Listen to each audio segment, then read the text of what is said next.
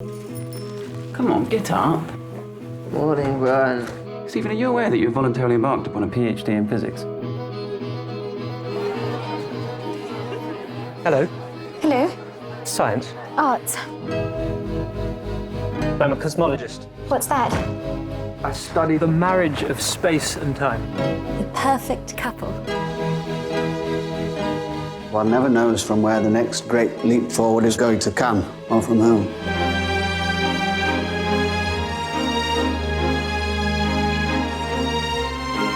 What happens is when you're applying for a job, you do that thing of like pretending you're really confident and trying to persuade the people, your bosses, that you could do it, and then and if you're lucky enough to get the job, which I was in this case, you then get the job and you then have the crushing reality that you actually have to put your money where your mouth is. So it was pretty daunting, I'm not going to lie. It's really exciting. It's a film we're so proud of, and we cared so much about the characters we were playing, and the fact that people are responding to it is just wonderful. You know, that doesn't always happen. It's a perspective on Stephen Hawking's life I didn't know anything about myself, and so seeing it from the perspective of his wife, if you like, and his principal caregiver, and it being a love story above all else, felt like a very interesting challenge to make a film about someone you think you know, who has a career as a scientist that's extraordinary, has overcome a disability that really would make most of us give up. And then to make that into a love story felt like a really interesting proposition. At first I wasn't at all keen. That was 10 years ago, and it's taken Anthony McCartan, one of the producers, that long to persuade me. But then when he introduced me to working title 18 months ago, I simply couldn't refuse.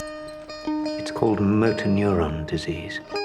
Life expectancy is 2 years. I want us to be together for as long as we've got. It'll affect everything.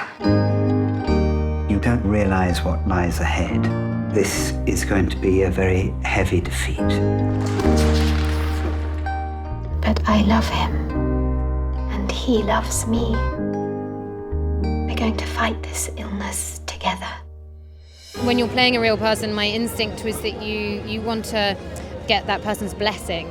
And that's just by building up trust with each other. So it was going around to Jane's house and spending time with her, and she's incredibly open and was showing me photos of her and Stephen when they first met, and I really felt like I was getting this glimpse into an intimate side of their lives. When I saw the preliminary screening and Felicity first came into the film, she had captured my mannerisms, my speech patterns, and I thought, she's stolen my personality. Stephen's life is an exemplary one, and it's a kind of, it's an inspiration to us all, given what he's overcome, to have a productive career as an eminent scientist. It reminds us what we can do. We have much less to overcome. He was given 2 years to live, age 21, and he says that every day or moment beyond that has been a gift to him, and he lives every minute of every second, every hour passionately and fully, and I think that's quite an inspiring message from me anyway. There should be no boundaries to human endeavor. However bad life may seem, while there is life, there is hope. Thank you. Sorry, did you say something?